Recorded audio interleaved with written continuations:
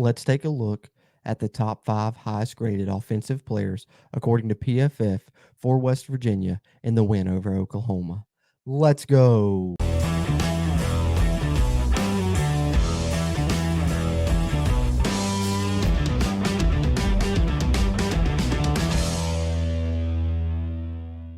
What's going on, Mountaineer Nation? Jordan Cruz back here with the Country Roads Webcast. And before I get into this video, I just wanted to give you a quick reminder, if you would, do us a favor, scroll down real quick, hit that thumbs up button, give us that like on this video.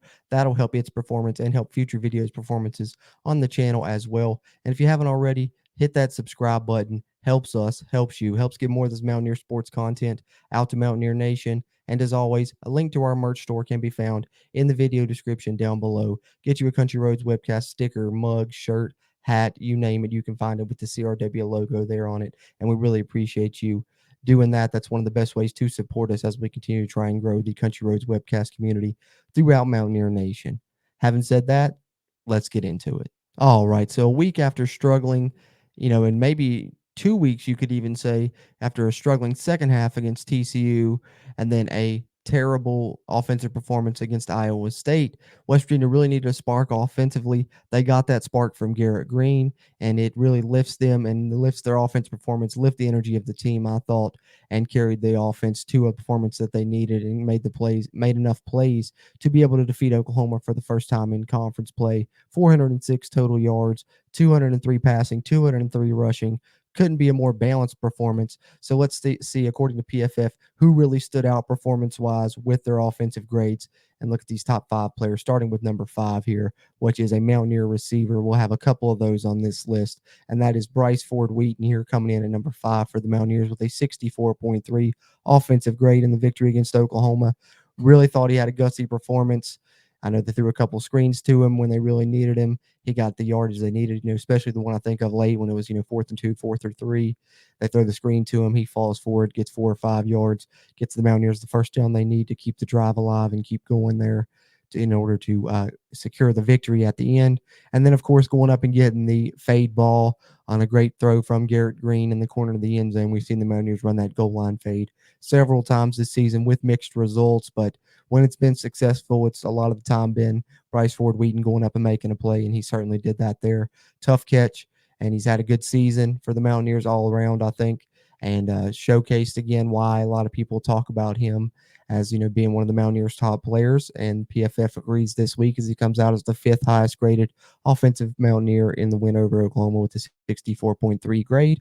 And then his running mate in the receiving core is the 4th highest graded Mountaineer this week, and that is Caden Prather, coming out with a 65.2 grade against Oklahoma. And here's a receiver that I think a lot of people think have the most potential out of all of the West Virginia receivers, and I tend to agree with that line of thinking as well myself personally. And I think when you look at Caden Prather this season, he has been the guy that West Virginia has tried to go to in clutch situations when it's 3rd and 7, 3rd and 6, 3rd and 5, and the same 4th down.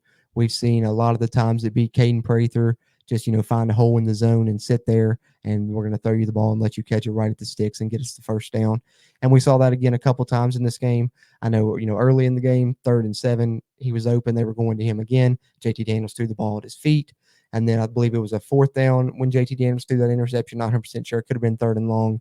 Can't remember right off my head, but on his interception, they were going to Caden Prather there on another 3rd down. And then you look late in the game when it was, that 4th and long that Garrett Green fit in there. I believe that was to Prather as well, if I'm not mistaken. I know he had one of the conversions there that West Virginia needed on that late drive when they got so many good conversions. But Caden Prather's really been a clutch playmaker for West Virginia this season in situations when they've really needed him.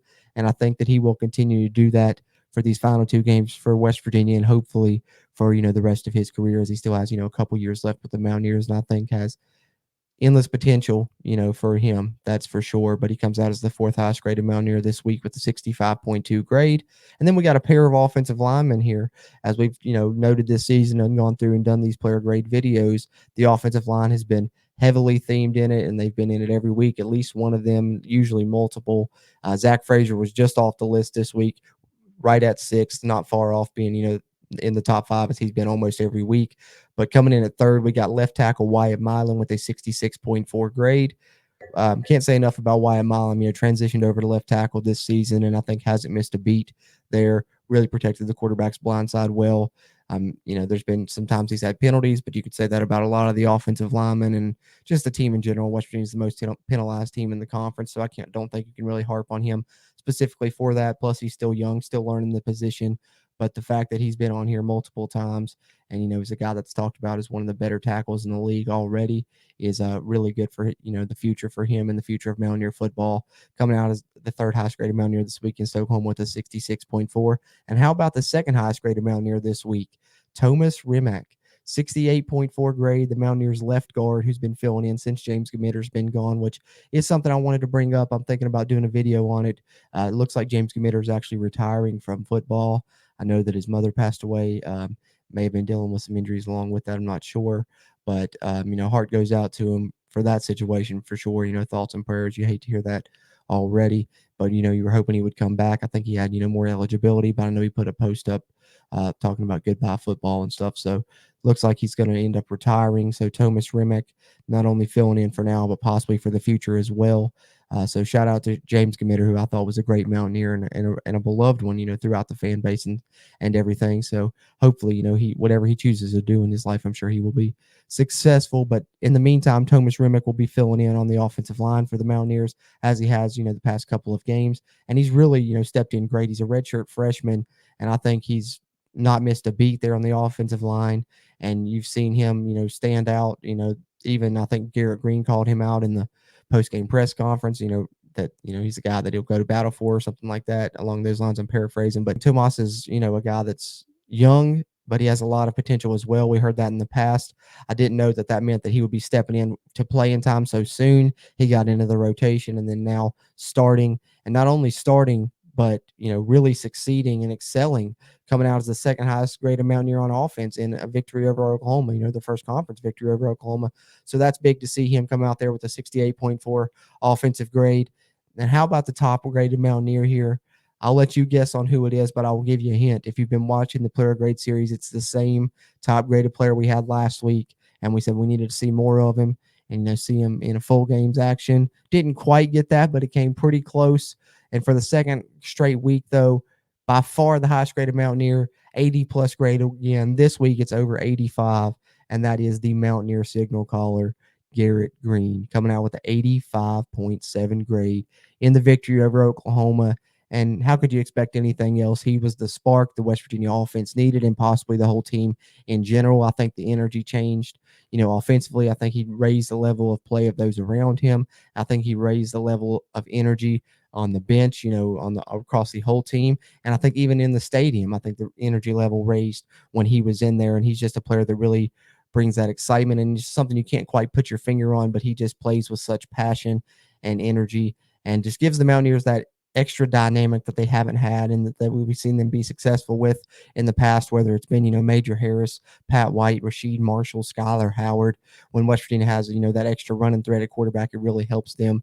And I think we saw that in this game. Even, plays when it looked like Garrett Green would be sacked, he could scramble out of there, then be able to throw the ball downfield or make a play with his legs. And that's just something that West Virginia has lacked on offense. And it's one thing that I think that he brought to the game is he made it exciting to watch again, something that we haven't really been able to say in, recent seasons when it comes to West Virginia football, specifically on the offensive side. And I really like what Garrett Green brought to the game. In his post-game press conference, the things he was saying about how he doesn't care how much he plays. He just wants to make a play, because he loves this state and loves this university.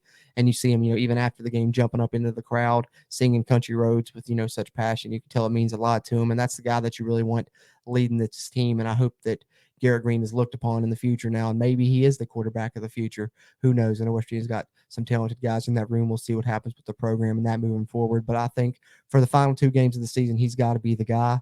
We'll see how that progresses moving forward. But even looking at the PFF grades, he has really stood out as the Mountaineers' best player on offense for 2 straight weeks. Last week, barely playing against Iowa State, but still was, 80 plus grade. This week, playing extensively, 85.7. So let's get him for a full 4 quarters, see him do it as a starter, for the whole game and see if he can do the same thing. And if he does, you ride him out for the final game of the season and maybe moving forward. We'll see what happens. But Garrett Green, certainly a great spark, a great performance and, what is a historic game. Obviously, it's the first time in West Virginia's Big 12 history they've beaten Oklahoma. So you got to say it's historic. And Garrett Green's the first quarterback to lead them there. And let's not fail to mention that he almost did it last season as well. He almost beat Oklahoma at Oklahoma last season when that was his first time kind of getting extensive playing time as well in that game. So Garrett Green, maybe he's the Oklahoma kryptonite. Who knows? But comes out as the highest graded Mountaineer on offense with an 85.7 grade. So that'll wrap up our top 5 highest graded offensive player grades video for the game against Oklahoma here. Game 10 for the Mountaineers, week 11 of the college football season. 2 more games remaining on the Mountaineers schedule, and we'll be back with the offensive player grades videos for those as well. Be on the lookout for the defensive player grades video, and be sure and check out our snap counts video if you haven't seen that. Those release every week following the Mountaineers games. So we'll have those, happening 2 more times as well for the games against Kansas State and the season finale against Oklahoma State as well. So plenty of Mountaineer football content coming here on the Country Roads Webcast channel. And of course, Mountaineer basketball has tipped off, so we've got content coming for that as well. So no better time now, if you haven't already, hit the subscribe button. Helps us, helps you, helps get more of that Mountaineer sports content out to Mountaineer Nation. And one more time, if you haven't already, just do us a favor real quick. Hit that thumbs up, hit that like button. That'll really help this video's performance, and it helps us here on the channel as we continue to try and grow that Country Roads Webcast community throughout Mountaineer Nation. And having said that, as always, I'm Jordan Cruz. And until next time, let's go, Mountaineers.